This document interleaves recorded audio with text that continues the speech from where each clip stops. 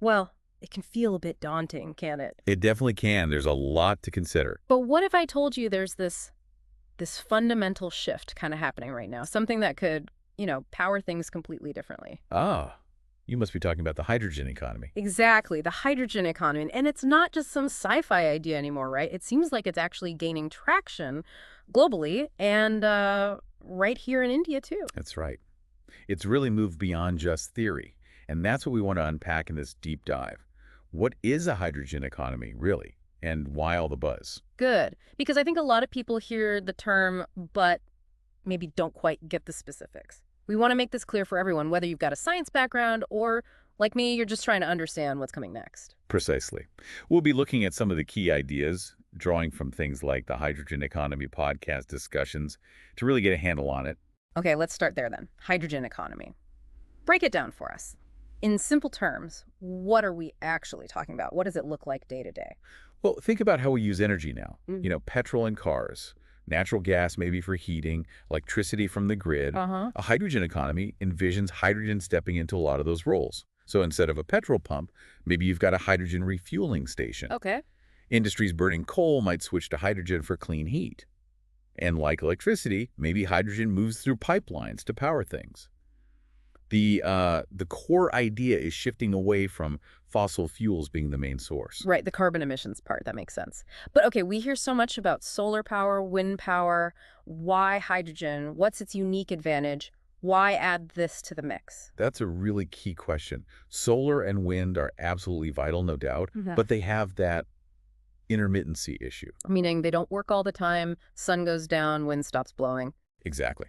And while batteries are great for short-term storage, storing massive amounts of energy for, say, weeks or months, that's trickier and resource-intensive with batteries alone. Okay, so there's a storage gap. How does hydrogen fit in? This is where it gets clever. Yeah. You can actually use that surplus renewable electricity when the sun's shining really bright or the wind's really strong, Uh-huh. and feed it into something called an electrolyzer. This device basically uses the electricity to split water, H0, into hydrogen, which is the HAL, and oxygen, the O. So you're making hydrogen fuel using clean electricity and water. Precisely. Yeah. And the beauty is you can then store that hydrogen gas Yeah. for a long time, much longer than a battery holds its charge, Okay. and transport it too, maybe through pipelines or in tanks. Then, when you need the energy back, you use the hydrogen, often in what's called a fuel cell. Right, fuel cells, I've heard of those. Yeah, they essentially reverse the process. They combine the hydrogen with oxygen from the air, and boom, you get electricity. Okay. And the only thing that comes out, Let me guess.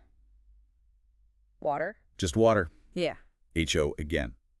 No carbon, no pollution at the point of use. Wow. Okay, that clean byproduct thing, that's a big deal.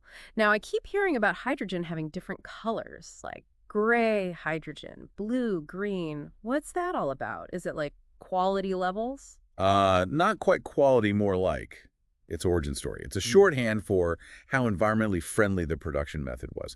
Let's start with gray hydrogen. Okay, gray. That's the most common type today, unfortunately. It's made from natural gas, using steam, but the process releases a lot of Creo.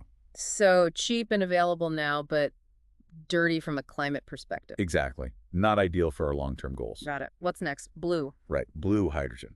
It also starts with natural gas, like gray. Hmm. But, and this is the key difference, they try to capture the CO euro that's produced and store it, Mm-hmm. maybe underground. CCS, carbon capture and storage. Okay, so better than gray, but still relies on natural gas, and you have to trust the capture is working perfectly. Pretty much. It reduces emissions compared to gray, but it's not zero emission. There are debates about leakage, efficiency. It's an improvement, but maybe not the final answer. Which brings us to Green hydrogen. This is the one everyone's aiming for, the gold standard. why green? Because it's made using electrolysis, that water splitting process we talked about, Yeah. but powered entirely by renewable electricity, solar, wind, hydro. Ah, so zero emissions from start to finish. Just water and clean power in, hydrogen and oxygen out. Exactly. That's the truly sustainable pathway for a hydrogen economy. But you said most of it is gray now. That sounds like, well, a massive shift is needed. It is. It's a huge challenge, honestly. Building enough renewable energy capacity just for hydrogen, getting the cost of electrolyzers down, scaling everything up. That's where the work needs to happen. Green hydrogen is still quite a bit more expensive than gray right now. Okay, that makes sense. Cost and scale. So assuming we can make enough green hydrogen affordably, Where would we actually use it? Where will it make the biggest impact? Ah, good question. Its versatility is really its strength. Let's talk transportation first. Cars and buses. Right, hydrogen cars. Are they? Are they actually happening? They are, yeah.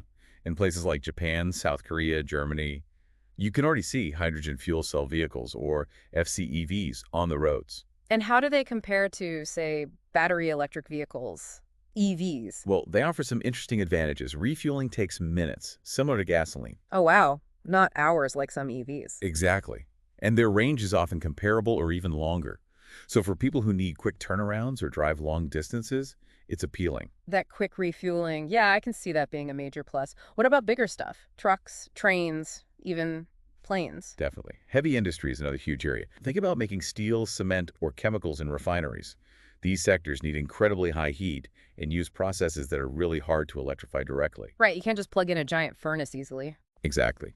Hydrogen can potentially be used as a clean fuel source there, replacing coal or natural gas, which would cut emissions massively from those really tough to decarbonize industries. They're often called the hard-to-abate sectors. Okay, tackling the industrial heavy hitters. Right. That's significant.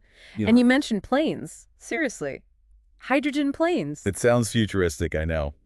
But companies like Airbus are actively working on it. They've talked about having hydrogen-powered commercial aircraft potentially ready by 2035. 2035. That's not that far away, really. Zero emission flights across continents. That's the vision they're working towards. Mm. A long road, for sure, but the research is happening now. Incredible. Okay, so transport, heavy industry, maybe even aviation. What about storing energy? You touched on that earlier.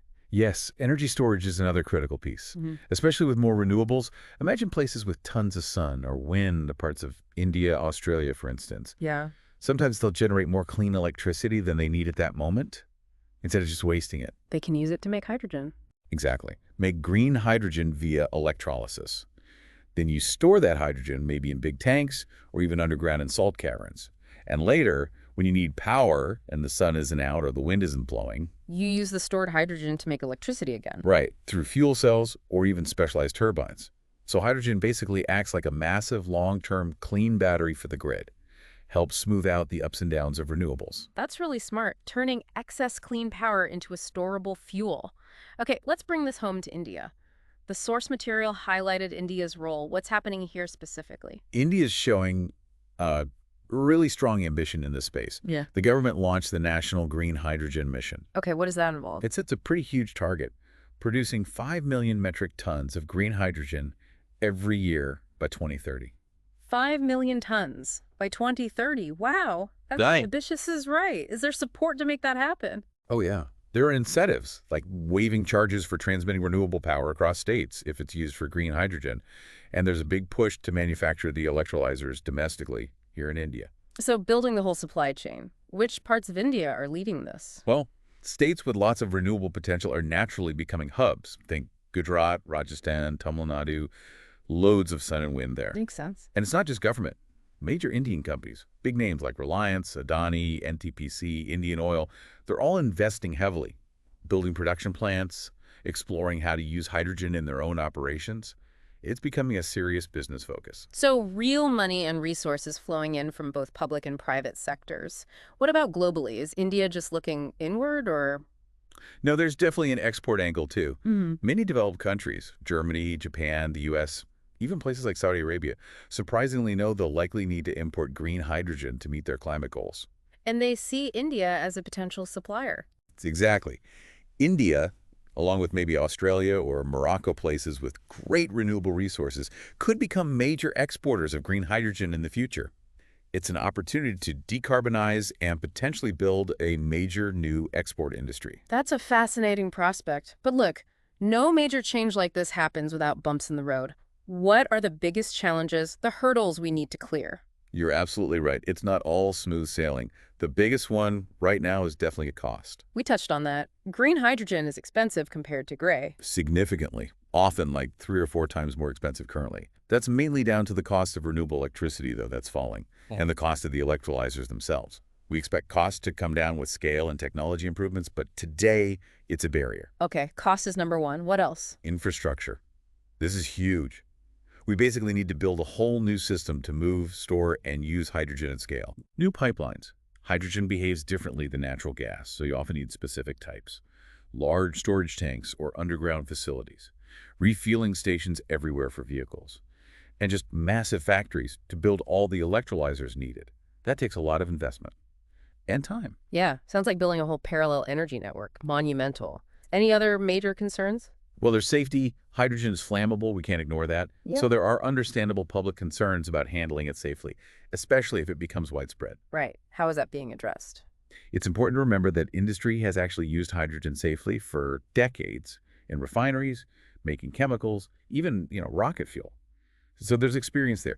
The key is strict safety standards, good engineering, proper training for workers, and clear public information. It needs to be managed carefully, but it can be managed safely. Okay, so cost, infrastructure, safety, big challenges, definitely. But if we can overcome them, stepping back, what's the big prize? Why push through all this difficulty? The prize is, frankly, a sustainable energy future. Hydrogen's unique combination of benefits is what makes it so compelling for tackling climate change. How so? Well, its sheer versatility, transport, industry, power, storage is huge. Its direct link to renewables, solving that storage problem, that's critical. And ultimately, its potential to replace fossil fuels in so many areas means it can lead to massive cuts in greenhouse gases. It's seen as a really key pillar for reaching net zero emissions. Okay, so a cleaner planet, maybe more energy security. What needs to happen practically to get from here to there? What are the next steps? It really requires everyone pulling in the same direction. Sure. Governments need the right policies, incentives, regulations, clear roadmaps. Mm-hmm. The private sector needs to step up with major investment in R&D and actually building the projects. We need continuous innovation to bring costs down and make things more efficient. Like better electrolyzers. Exactly. Yeah. And better storage methods. Hmm. And then international collaboration is also key, setting standards, building global supply chains, sharing knowledge. It's about building the whole ecosystem from production right through to the end user. It does feel a bit like maybe the early days of the internet or something. A huge shift on the horizon. That's a great analogy, actually. And like those shifts, the countries and companies that get in early, that invest strategically in hydrogen now, they probably stand to gain a big advantage later on. Mm-hmm. The podcast sources sort of hinted at this idea, thinking of hydrogen as maybe the oil of the future. But cleaner. Much cleaner and safer in many ways and potentially more democratic because you can technically make it anywhere you have water and renewable power. Mm-hmm. Think about the potential for new jobs, less reliance on imported oil, the climate benefits. It's not just an idea anymore. It's a transition that's it's already starting. The momentum is definitely building. Wow. Okay, this has been incredibly clarifying. So if I were to sum it up, we're talking about hydrogen, especially the green kind, as this super versatile, clean fuel. Right. An energy carrier, really. An energy carrier, right, with a huge potential in transport, industry, energy storage. And India is really stepping up, aiming to be a big player. That captures it perfectly. Its unique fit with renewables makes it a really powerful tool for a sustainable future. And yeah, India's making serious moves to be part of that. Well, as we finish this deep dive, it really leaves you thinking, doesn't it, about how this whole shift could genuinely reshape things. Our towns, our jobs, just daily life in the years ahead. It's way more than just technology. It feels like it could touch everything. And yeah, feels like we've only scratched the surface today.